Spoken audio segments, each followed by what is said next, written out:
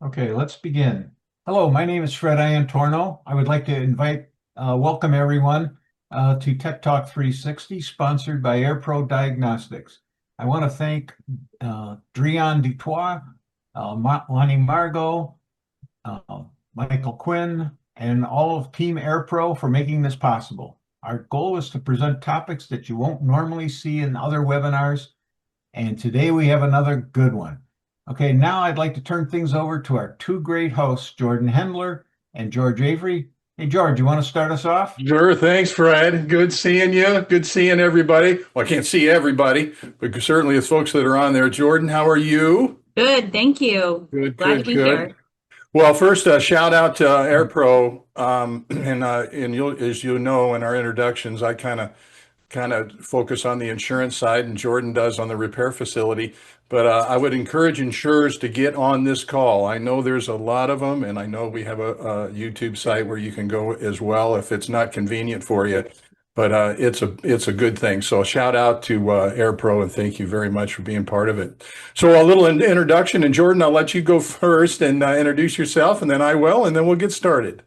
Okay, I'm Jordan Hendler. I am the owner of a company called Admin Concepts that does administrative and communications for a lot of the industry entities, actually. But primarily, we manage the Collision Industry Conference. So I'm the meeting organizer, moderator, and also we do, have clients like the Society Collision Repair Specialist, and I'm the executive director for the Washington Metro Auto Body Association. So I've got 28 years here. That doesn't make you guys feel a certain kind of way. It does me. I started when I was 10. Um, so I will be representing the collision repair perspective today. So if there's things noticed from like a collision repair perspective, like those are the questions that I would ask on the repairer's behalf. So I'm happy to be able to contribute, and I'll be watching the Q&A too. So that's my additional function. Cool. Well, I'm George Avery. Been in the industry for a long time. A past CIC chair, was active with the National Auto Body Council and a number of other things in the industry, and really glad to be part of this. Jordan and and the reason I mentioned earlier that you need to get on this call is, and I know there's some great podcasts out there, but to have Jordan on the repair side and me on the insurance side, and we sometimes we disagree, but we certainly listen to each Okay. other, and that's when we learn. So that's why it's a good to be part of this. A little housekeeping we need to get out of the way first, and obviously the antitrust is the first thing that we need to read. And I mention this every time, but on some companies it does need to be read aloud. So that's why we're doing that. As a participant in this webinar, we need to be mindful of the constraints of antitrust laws. There shall be no discussions of agreements or concerted actions that may restrain competition. This prohibition includes the exchange of information concerning individual prices, rates, coverages, market practices, of course, claim settlement practices, or any other competitive aspect of an individual company's operation. So each participant, that's you, is obligated to speak up immediately for the purpose of preventing any discussions that fall outside these bounds. And I always say that Jordan and I have been around long enough that if we see something, I think we can take appropriate action. But it is always available to you as we go through the next step, which would be taking questions or alerting us if you think there's something that is happening that is on the edge of. And I've been around where I've seen some things right on the edge from a antitrust, and it's important that we follow that. So with that, Jordan, we'll have an opportunity for the participants to ask questions through the Q&A. So I'll let you cover that real quick. Like George said, as participants, you guys have an opportunity to submit a question using the Q&A feature that's on your screen. And we will review those as our presenter is going through. We will have an opportunity, so every call is different. Today, Jeff has been willing to be interrupted. So if we see a question that pops up and we think that it could be answered immediately, we will come on screen and Jeff will answer those questions for you guys live. Otherwise, we'll hold it to the end.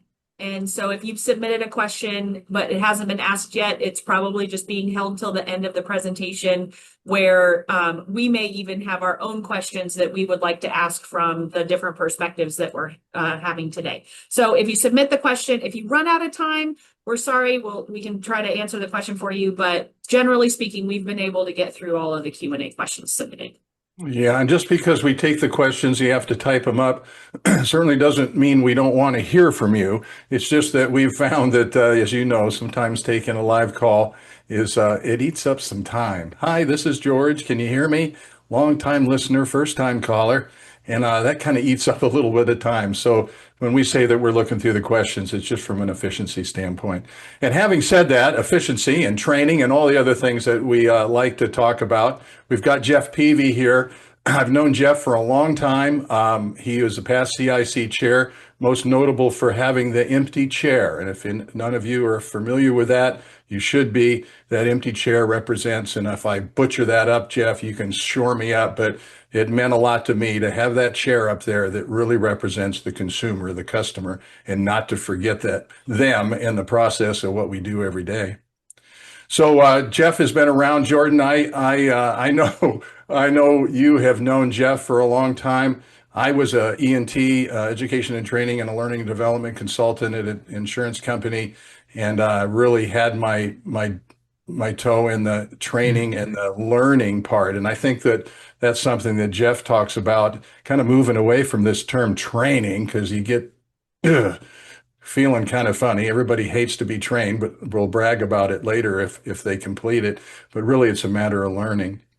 So anything Jordan would like to add to introduce Jeff? I could go on, but I just want to get to his presentation. Anything that you'd like to add? Dave, no, I was just going to say I've worked alongside Jeff for many, many years, going all the way back to the first interactions we had together was after Hurricane Katrina. Jeff was out literally man on the street, having to change tires because he was running through so much debris.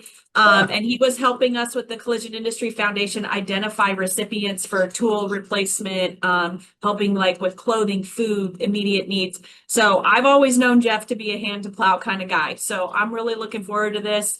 Always he's been in the learning capacity for me too. So I'm very excited about what he's going to be talking about today.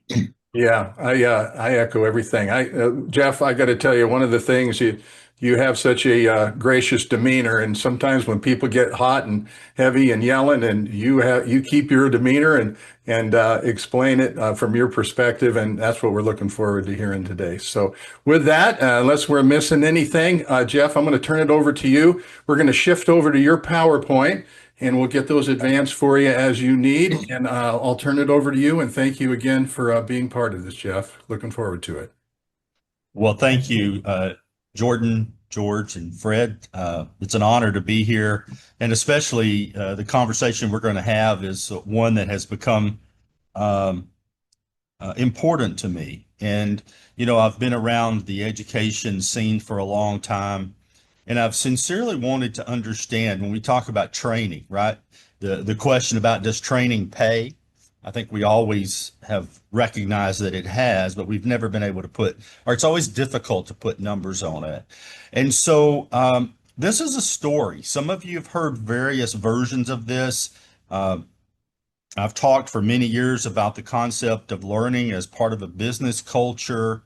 And it's funny, we started this work, I think it was around 2011, late 2011, and we learned how to study the concept of learning and its impact on a collision repair operation.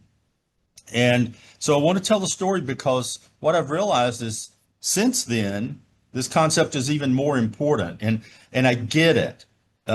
As an industry, you know, there's an accident, something is broke. We're an industry that fixes things. So if we can hit it with a hammer, pull it out, whatever we can do, put a tag on it, put a part number to it, buy it, sell it, replace it, or whatever. It's easy for us to grasp the importance of understanding it to a point.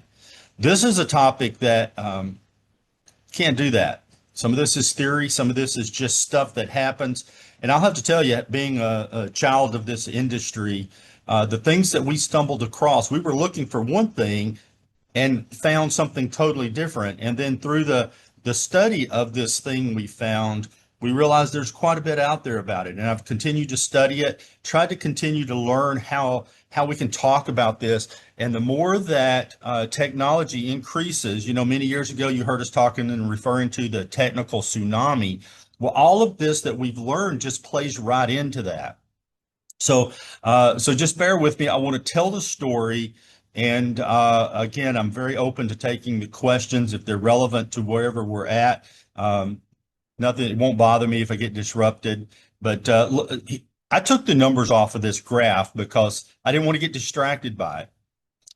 But if we were to look at the relative number of technical areas that require learning each year, if you look at 2020 to 2025, that 5-year period, there was as many things that needed to be learned as there had been the previous 25. And if you continue to look out into 26 and beyond, you can see that that certainly isn't going to flatten out. In fact, it is the reality of that technical tsunami. And so we're going to be looking for answers. We need it. The way that we did it from 1995 to say even 2015 is not going to cut it.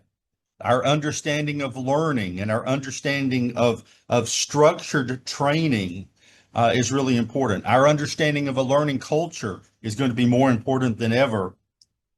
Knowing how and where to access data and to understand data and to have systems thinking and to learn to leverage AI are all the things that it's going to require for a collision repair shop, and for that matter, any business in the world, and especially in our industry. We have to get on board and we have to expand our understanding of this. And so you can change the slide and we'll keep this rolling. And I make this statement really to try to get some attention. Learning is the only source of a sustainable competitive advantage. And what I mean by that is that you can build a new building. You can have the best, latest layout of that shop. You can buy the latest equipment, you name which equipment. All of those things can be a competitive advantage, but they're not sustainable. They have a shelf life. You will hear me say that today, knowledge has a shelf life. Everything has a shelf life, and that shelf life is getting shorter and shorter. And the only thing that isn't is the act of learning. And that is the most important thing that we can focus in on, especially as we start to look at technical topics. And my hat goes out to those technicians who are, putting hands on cars and fixing vehicles, repairing them, and are focused and committed to a complete, safe, and quality repair. It isn't going to happen if we don't have a greater understanding of the role of learning. So you can change this slide. Thanks. So I'm going to tell a story. I want to talk a little bit about an experience that we had while we were looking for one thing, and then what we ultimately found. So for years, I had an interest, many of us in the iCar world had an interest in understanding the concept of training and how it impacted the shop's efficiency and overall operation. And so we had no point of reference to go to learn how to study that. And so we started to study, and the first one was really to learn how to study it. And what happened is that after we went through the first study, which was really a pilot on learning how to study, we then set up, from that learning, we set up another study where we studied a large number of shops, and I would say it's in excess of 50. I'm not claiming this to be a scientific study. It was just honestly a study that we did to learn as an organization that needed to support the industry. We needed to understand the impact that we had or didn't have.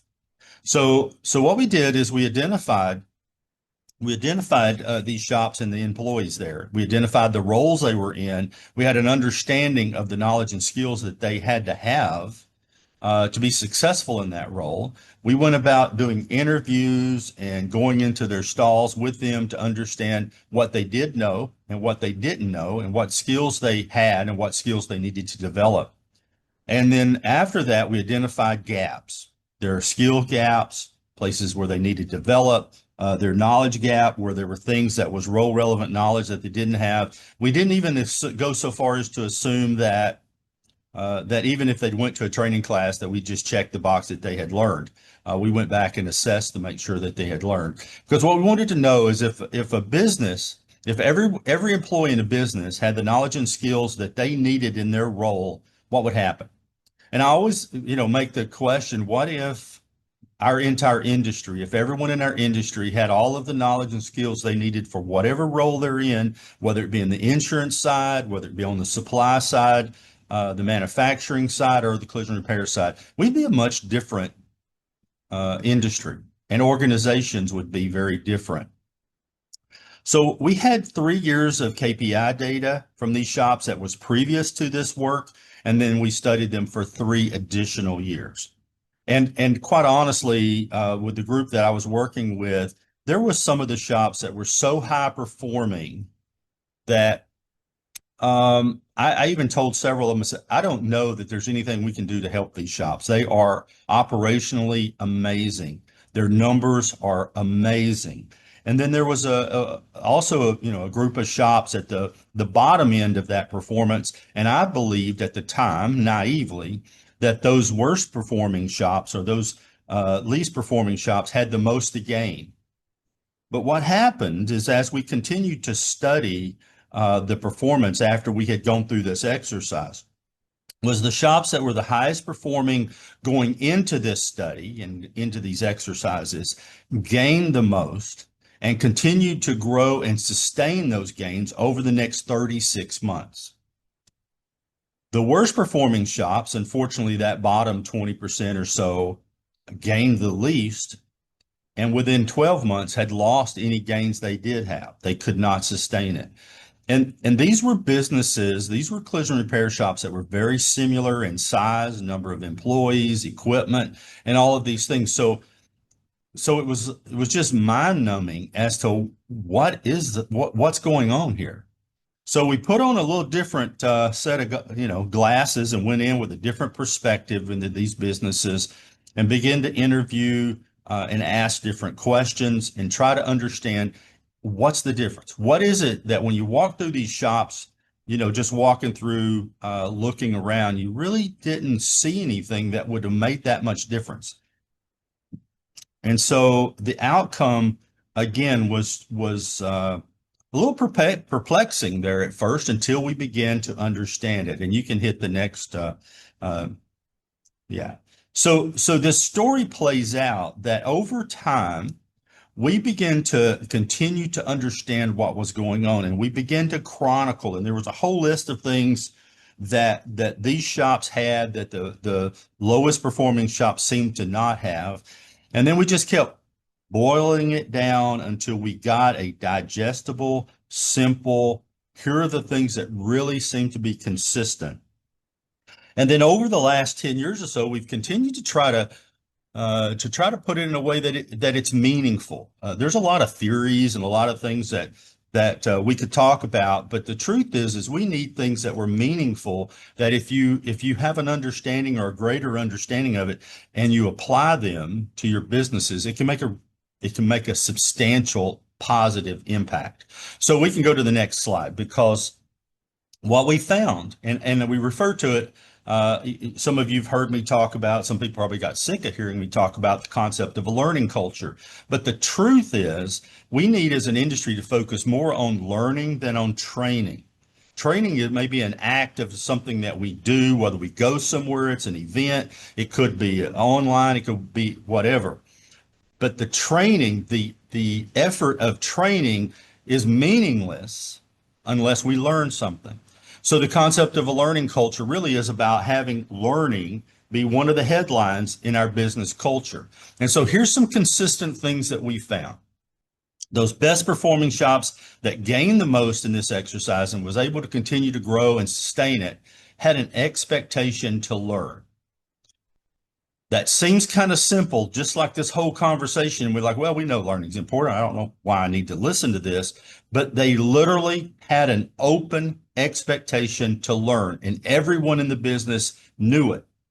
A lot of times, People will hire into a business and really claim they know a lot, and they may not know so much. And so if they do go to some sort of a training event, they don't want to admit they learned anything, because that in some way might admit they didn't know it. But the truth of the matter is it from the top to the bottom, everyone in that shop understood it was all about learning. So there was this expectation. They give permission. It sounds foolish, but they give permission to learn. They expected you to learn if you were an employee in this business. The next one was there was an excuse me, an expectation to share what they learned. And so you saw a lot of conversations. And one of the things that jumped out at me, and we don't have time today to go into this whole study about the drivers of the economy and all of these things that are actually relevant to a deeper study, but they shared their knowledge. Some of the lowest performing shops, when you'd walk through them, if management saw technicians, for example, or employees standing around talking, there was this almost instant thought that that was not a good thing. In the shops that were expected to learn and were expected to share knowledge, we saw that they were willing to help each other. They were willing to show each other. If one technician saw a technician struggling in the stall next to them, and they knew a better way or to make the repair, to make it safer and more effective, they shared their knowledge. They didn't have that culture where they were in a sense competing with one another. And so those two things were the two things that stood out, was an expectation to learn and an expectation that if you work here, what you learn, you share. And we could go through a whole bunch of things that we found in the shop from industry magazines and where we found them, and the other types of magazines that we found that were not industry related. But there's just a lot. We could talk about this for hours. The third thing, and it took some time to try to find a way to describe this, but they had an understanding of connectivity. They pretty much all of the employees, regardless of their role, understood the process of the repair. They understood and they thought in real connected ways. They tended to look at cars more as systems. They looked at their repair more as a system, and they understood they all were connected and a part of this important process. There was literally no dismemberment in the operation. Everybody worked as one, everybody knew their role, and they had a really good idea of the overall perspective of what each car, each process, everything operationally. It was very impressive. And then the fourth thing is that they also were very serious about, they may not have called it a learning culture. They may not have even had a name for it. It was just their business culture, but they were very protective of this culture. And there's some things to understand about culture that I find very profound. And years ago, I would do this presentation and talk about learning culture. And I actually had people come up to me and go, I don't think we have a culture at our shop. We all have a culture. The building I'm in here at iCar, everything about it, every business has a culture. Every family has a culture. We all are involved in culture. And many times we don't even realize it as such. But they were protective. If they hired somebody, if they let their hiring process and they made a mistake hiring someone that didn't fit into that culture, they didn't let that just continue. They didn't let the individual spoil the whole thing for them, because this concept of a culture that has an element of learning that is really a headline, they have to be very protective of that, because there was no room for egos. There's no room for someone who thinks they know everything. That's opposite of that. Now, keep in mind, if you're looking at these four things and you're like, I need to introduce this, remember, this is human behavior. It is around a belief system, and it's not just one more, lean project to launch or to implement. This is going to take time, and for leaders, it starts with you. So you can go to the next slide. It's interesting because when we look at culture, and Marcia Connor, who talks quite a bit about the concept of learning, in her book, Creating a Learning Culture, this is my favorite definition of culture, and I want you to think about this in your business. And that is, culture can be defined as a pattern of learned assumptions that has worked well enough to be considered valid and therefore taught to new members as the correct way to perceive, think, and feel in relation to problems of survival and integration. So it's a pattern of learned assumptions. Most of us don't really realize that a lot of the things that we consider as being the way things are really collective assumptions. They're not typically recognized as assumptions. They are very much perceived as a way to think and to feel. They are believed to be so correct that they're taught to new members, to new employees, as the way things are done around here, essentially. And if they're not adopted by new employees, they generally get ousted out. So keep that in mind when we talk about culture. Okay, so if we take a deeper look at learning, there's a couple of definitions here. Once again, Marcia and Tony Bingham in their other book, one of their other books, The New Social Learning, says we define learning as a transformative process of taking in information that, when internalized and mixed with what we have experienced, changes what we know and builds on what we do. It's based on input, process, and reflection. It is what changes us. So hopefully all of that explains the need to learn, why we should learn. And now let's look a little bit deeper as to what is it we should be learning today in our industry with this technical tsunami that we're feeling. So you can go to the next slide. And so I want you to think about this. You're going to hear me talk about this several times, because if you walk away with anything, I hope that it is an understanding that what you know, knowledge is static. Without ongoing learning, it has a real short shelf life. 45 years ago, when I started in this industry, I looked up to a lot of people that had been in the industry a long time for what they knew. And I always wanted to get to a point where in my career, when I got there, I could be looked up for what I know and my experience. Truth is, what I learned 45 or 25 years ago is almost useless.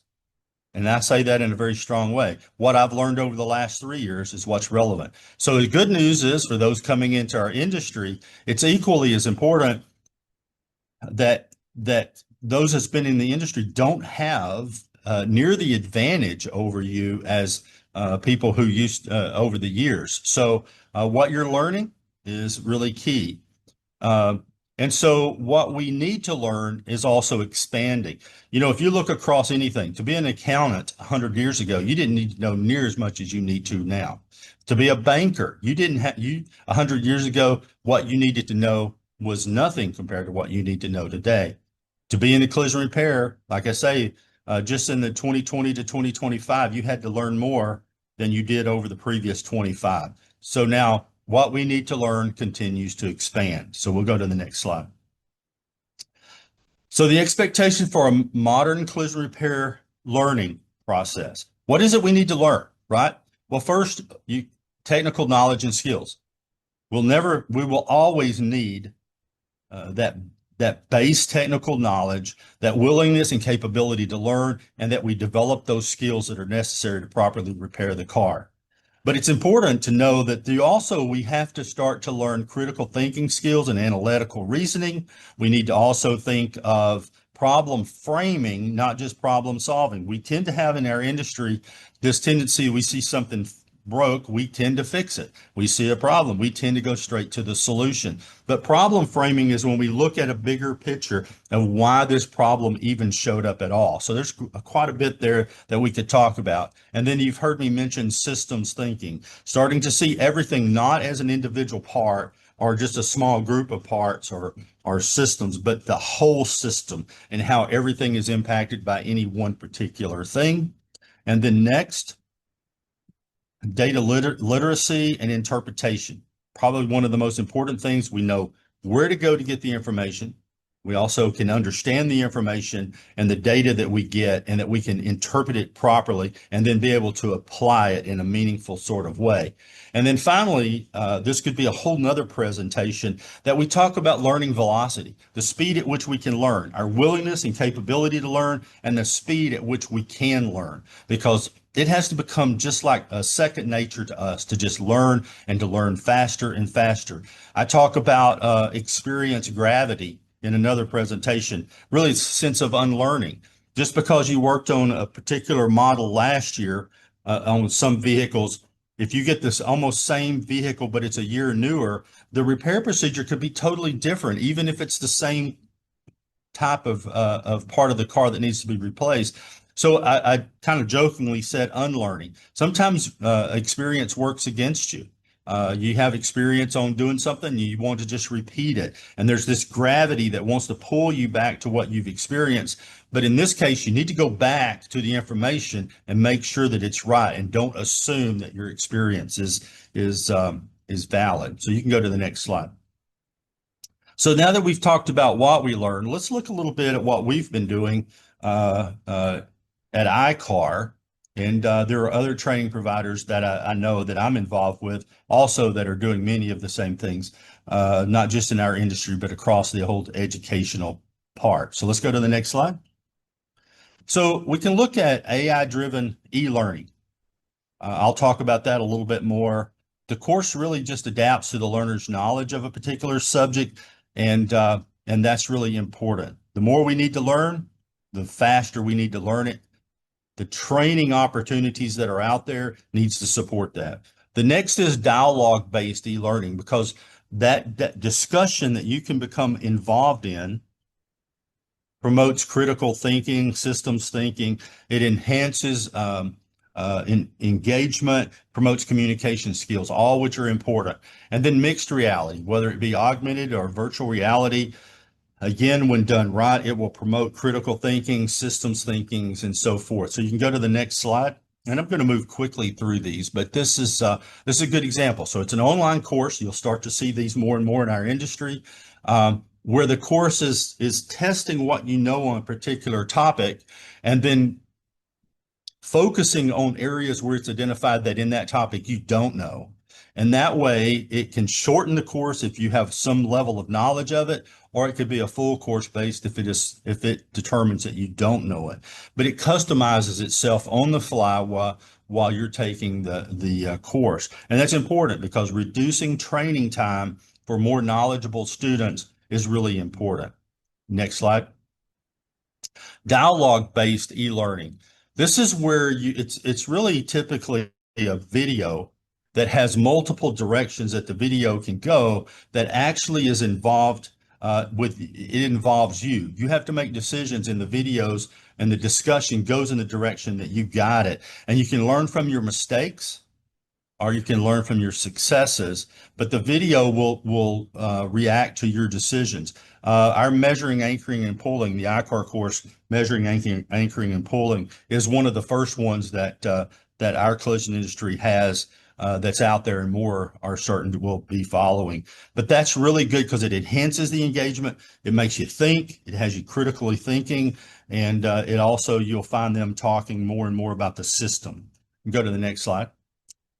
Another version of that where you're making decisions and it's reacting to it. You can go to the next slide. And I want to talk a little bit about virtual or mixed reality. And you can go ahead and go to the next slide. So here we have, this is in our 5-day electric vehicle course. You have one student who is physically doing the exercises on this electronic board, and the other student is doing it virtually. And this is going to have all kinds of benefits over the next year or so, and allows the actual hands-on live experience to be shortened and more efficient. And so if you go to the next slide, here we see the electric vehicle cart in our 5-day. You'll see that both of them are doing exactly the same procedure in the learning exercise. One, again, is doing it virtually. The other is physically doing it. And you'll see that each one of them, if you look at the screen in the back, he has the cap as well as the one. So you see they're both doing the same thing. So this is, again, helps with the speed at which we can learn things. It can reduce the time that we have to commit to. And so over time, you're going to see that happening more and more. And I know I'm moving along very quickly. You can go ahead and change to the next slide. So again, technical knowledge and skills are important. Technical knowledge has a shelf life, and every year that shelf life gets shorter. And so us being aware of that, and then working on our analytical reasoning, our critical thinking skills, our organization will do everything we can to continue to support that and to grow that. Problem framing, as opposed to just solving the problem and moving on. And then you see the list of things. And so I think those are really important. Those are things to acknowledge that we need to seek out and make sure that we're doing that. George, you have a Hey, Jeff, question? yeah, real quick. Something just popped in my head. Has YouTube helped? And I'm not just saying the industry, just the concept. I was rebuilding a motorcycle I wasn't familiar with, took the side cover off, clutch piece just exploded. Went on YouTube, got one, and the guy goes, if you're on this YouTube, you just had a clutch pack completely fall apart. Yeah, that's what happened. Well, here's what you're going to do. Calm down.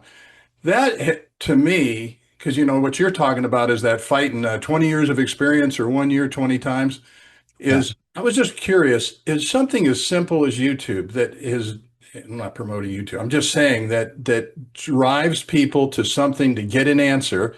Now, I understand a quick answer may not be the best long-term thing, but what are your thoughts? Do you think that activity has helped people embrace what you just talked about?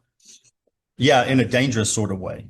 Yeah, I'm like you, right? I run across things all the time um, that I go and see what others have done around it. When it comes to collision repair, uh, and doing it right, complete, safe, and quality repair and following OEM procedures, it gets a little scary sometimes. There is some really scary things on YouTube Yeah. around. Wait, let me just say this. I'm not implying that YouTube is an answer. It's just that it has made at least me more interested in, hey, there's a resource I can go to. Now that resource can be iCar or anything else. Yeah. I just wondered if that, it has helped. it supports the amount of things that we need to learn and how things are available to us at our fingertips. And it can get us in trouble, but it also can help us find a bolt in the back of a water heater or something that we don't and again, understand. I'm not saying YouTube is the source. I'm just saying that if you'd asked me 12, 20 years ago, YouTube is to watch cats and dogs and people do stupid things with boats. And so I would, but now I see it, I'm open to going somewhere electronically to get some information. So I didn't mean to derail you, but I just was curious if that had any impact. And some of the YouTube videos are really good when it comes to, I will just speak to this, and I'm not promoting YouTube, but I do know that bass fishing, something that I did for many years, it took years to develop, and Fred's probably laughing. It took years to develop bass fishing to any level. And today, within a couple of years, you can be at a very high level of bass fishing because of all the information that's out there. And you can understand how different lures work and water temperature and depths and all kinds of stuff that before took years. You're looking at Bassmaster magazines and you wait every month for one to come. But that's just one kind of dumb example of one of the things that was always cool to me is how fast that even professional level bass fishing has taken a turn. So my point is that available information is you know where trusted information is and learn how to access it and interpret it. And that really is going to help with this. And Fred, I know you probably have something to say there for sure. Well, yeah, no, I was just saying that the YouTube environment is to me, it's an on-demand learning. I need to find out how to fix something. And as you said, you've got to be careful about it, is you can actually find several different versions of the same thing, and they're totally different, and you have to decide which one's the right one. So it's a bit of a problem. So I agree. I'm out now. Yeah. Okay. Well, yeah, it is. It's but the concept of us needing lots and lots of information, that's probably, we all are experiencing that in every facet of our lives. It's one of the reasons why we started the just-in-time videos because they're at your fingertips as a technician, and it's just in time when you need it. And you'll see us continuing to grow that. And so that's really important. It really is. And you can go to the next slide. So when we start to look at, innovation in cars, the technical tsunami and all the things related to technology, we have to we have to think differently about how we approach the repair. We have to think differently about how we train and remember that training is just the opportunity. The real goal is to learn and learn how to apply it, and also to know where your trusted sources are for information. I will tell you, the car manufacturers, without a doubt, is ground zero for me. It is the standard, and shouldn't should be very careful with that. But we have to get good. The willingness and capability to learn is everything. And our reliance on knowledge that we have accumulated over the years can be very dangerous in getting us in trouble. And so we need to be just aware of that. And remember, those of us that have a lot of experience, that actually can work against us. And that's where I call that experience gravity can be a problem. So I just working at our Chicago Tech Center, watching those technicians and watching all of the research that goes on there, it's just overwhelming at times to me to realize how fast things are changing, and the only way we can keep up with it is to really understand the role of learning as a competitive advantage. And I'll just stop right there. Do we have any questions, or anybody want to have any conversation there? I don't have a question, but I'm getting some text. So I just want to clarify. I was not suggesting that YouTube is a source. What I was trying to say was 25 years ago, if you came to a guy and said, look, here's a computer thing you need to do. Well, I don't know nothing about a computer. And you get on YouTube? Yeah, all the time. Kind of the same thing. And I was just wondering if that it had done it. And I hope that'll stop the text. Yeah, well, and that goes back. There's some stuff on YouTube that's just absolutely scary, especially about calibrations or recalibrations. They're entertaining. Obviously, they're very resourceful in a very dangerous sort of way. But yeah, information's out there. You just have to filter through it to make sure you have a trusted source of information. So Jeff, I have one to like do a 180 back all the way probably to the beginning, but just before you get into the how. When you guys were doing the study, or from your experience, I know a lot of shops are deploying a team approach, where they actually team up a group of technicians underneath a writer, for instance, and repair planner. And then that way, that is like their learning group. And so I don't know if you noticed anything from that team approach, if that's something that was part of the study or just part of your understanding. The team approach was very popular. It was not consistent across those highest performing shops, but it was fairly popular. And I think the kind of as we've started to understand it, what happens is the culture of learning, that learning culture is easier to manage in a smaller group that's a team. Than the whole operation. So it can be a baby step, if nothing else, but it allows those teams to get really good, and they're sharing information. All of those things that we identified, most of those that are running teams, that are operating in teams, they have those things.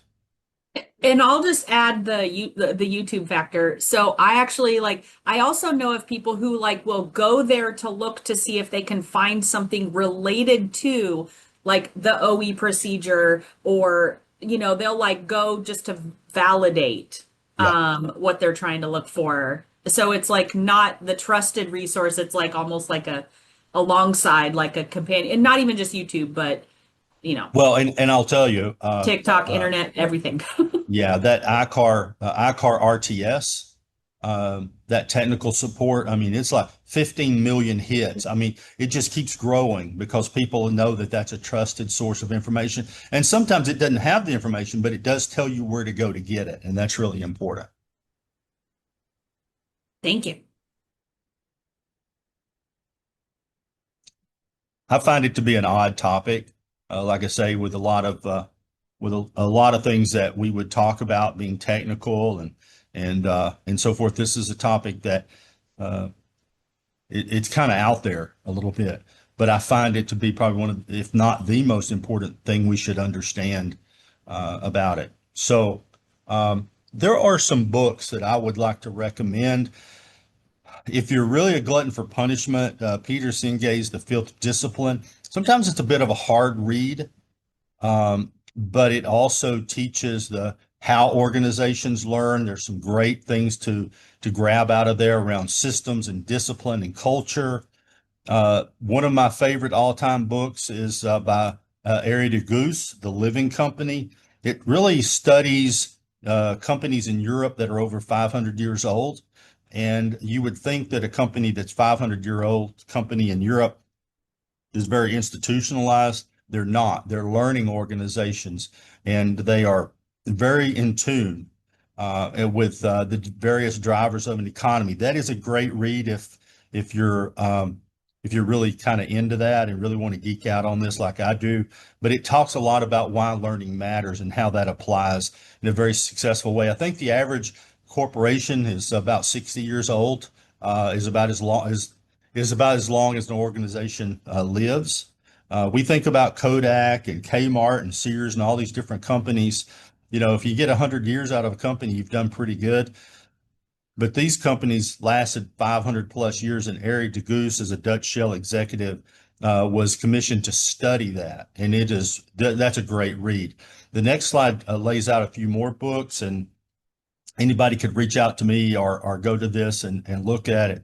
That book in the middle, Creating a Learning Culture, is also one that is really good. There's a lot of good books around all of this. If you like to read, if you have an interest in this, these are great resources, and they can apply very quickly to any business, regardless. It can apply to a department, a team, company, and an individual. It really can. So I would recommend any of these.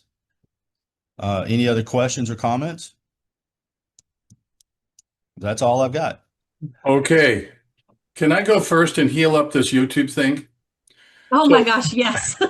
Hey, Jeff, one of the things, and we might be past this, but you hear people say, if I train them, my folks, they'll leave. Mm-hmm. And I don't know if you know Ted Stein, because my theory was if I heard a good, clever thing, the first time it was plagiarism, the second time it was research, and the third time it was mine. And I used something that Ted said, and he caught me in San Diego at a conference and chewed my ass out. So if you know Ted, if you're out there, I love you, man. Hope things are going well. But here's what he said. The only thing worse than training my people and having them leave is not training them and having them stay. And you've heard that before, but so is that still a wise tale thing now, or about where an organization goes, look, I'm going to put a lot of money in training, and the person's going to leave. Yeah, I just threw that out. So there's a couple of things that I didn't talk about. The highest performing shops in that 3 years time. They had single digit turnover, and half of the ones that did turnover came back within that 3 year period. Okay. Let that soak in. Yeah. The worst performing shops had the highest double digit turnover. Some of them were just, would just cross your eyes. And that contributed to some of their lack of being able to sustain any improvements because their culture did not captivate and fulfill the employee's need. And the younger generations have much more interest in learning, and they need it. They understand it, I think, better than probably some of us that have lived in times where things just didn't quite change as quickly. And so it's easier for them to accept it. But yeah, the worst thing that can happen is can you imagine if you don't train the staff, if you don't help them, encourage them to learn, the cars that you can work on is just going to get smaller and smaller and smaller. Yeah. Well, I appreciate it, Jeff.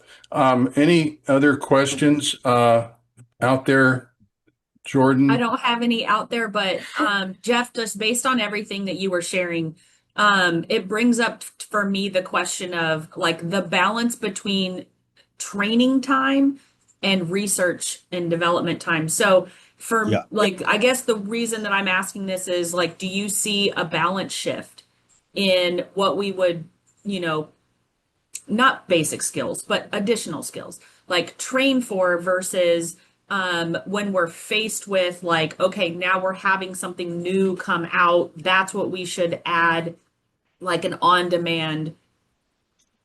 Do you see what I'm saying? Like the balance between consistently training generically versus learning new things. Does that make sense?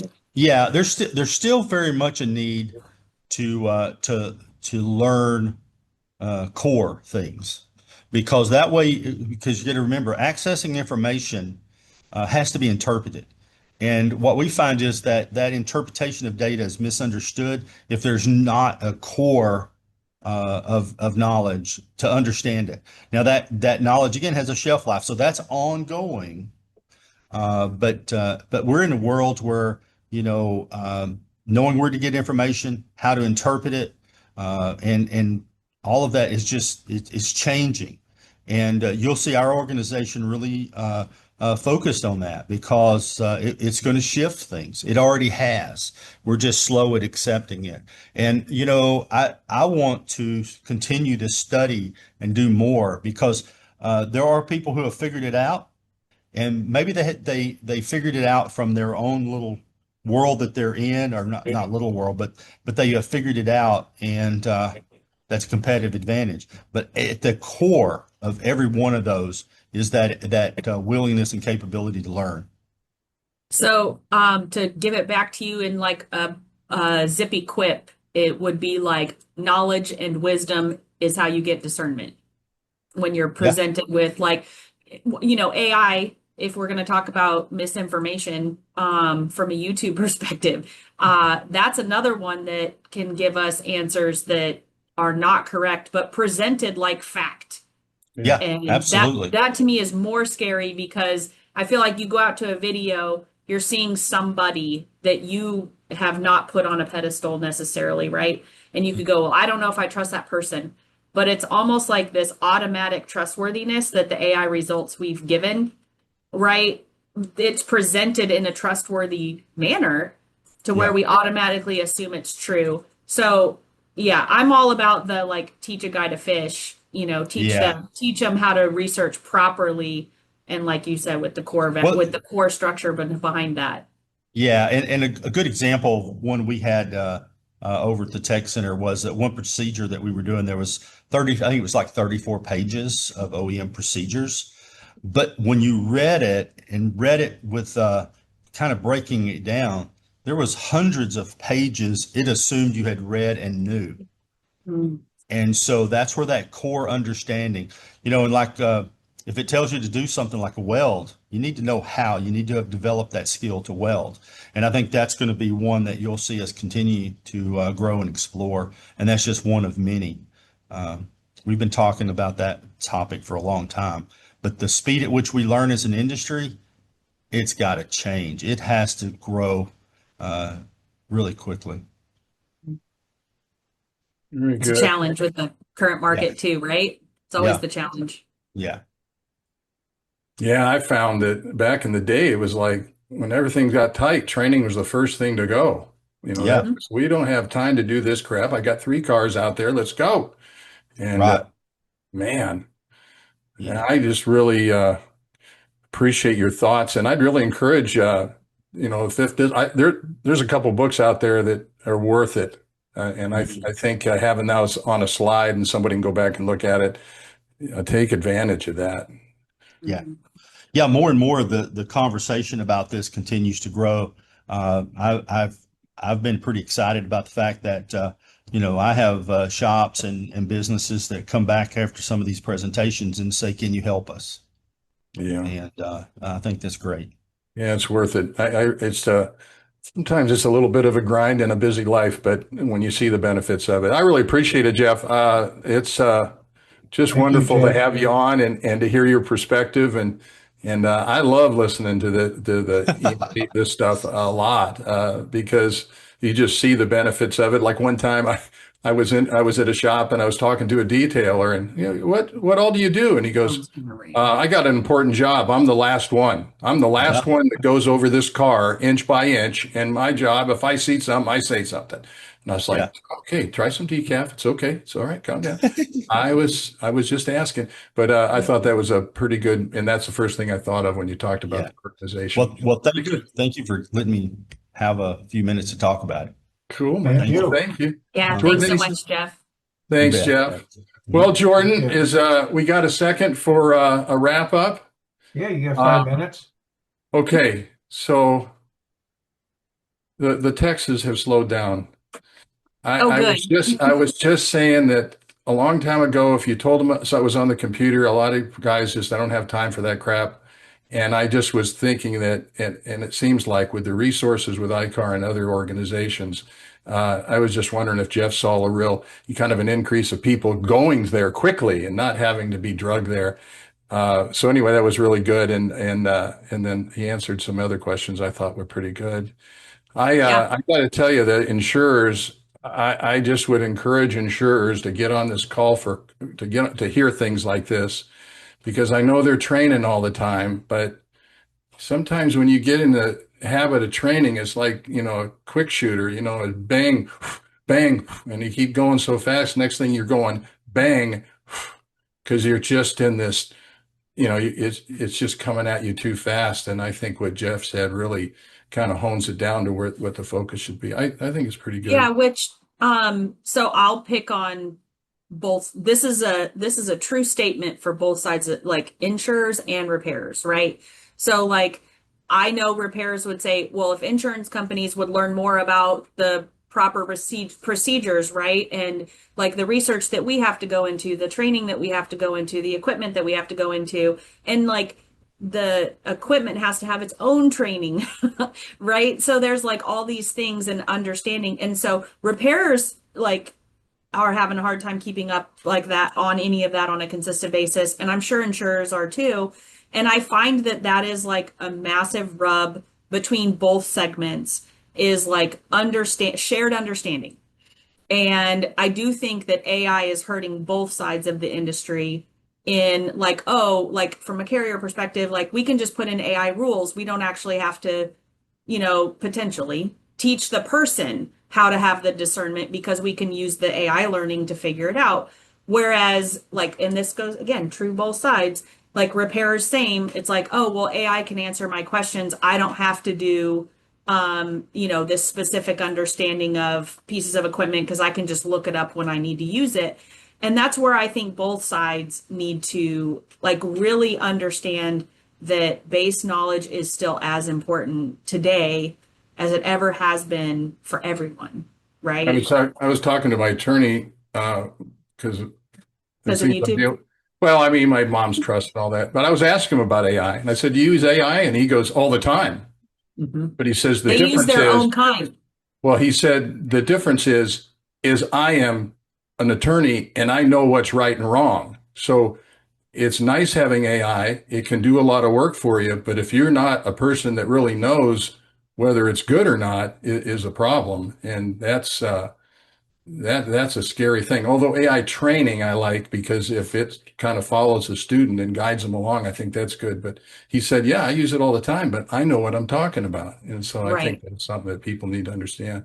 I Yeah, think because this they was a know good how to one. find the answer. Like if AI was to come back and say, oh, you could reference this case, this case, this case, Right. actually, they know how to go validate whether or not they're true. Exactly. We need to be careful with that. Fred, I think it Absolutely. was a good one. Thank you. I like this, with the exception of my little derail, but All that's good. okay. It's not the first time what the hell are you? And anytime anybody texts me with Georgie, what are you talking about? And I got a couple of those, so I think I'm healed up now, but You I know, appreciate it. I when think, you having Jeff on was great. Thanks, Jeff. I to mean, your thanks, Fred, very to your much. point Jordan and George on the AI, you can't ask it to give you the source of its information. Most Oh, people for don't. sure. Most people don't. Right. All right, but you need to Yep. ask. You need to ask it. Okay, well, in the world did Where you did you get find that? it? Yeah, look at the The little tags. 1999 Weebly site that it founded on before you make a determination if it was true. Exactly. Yeah.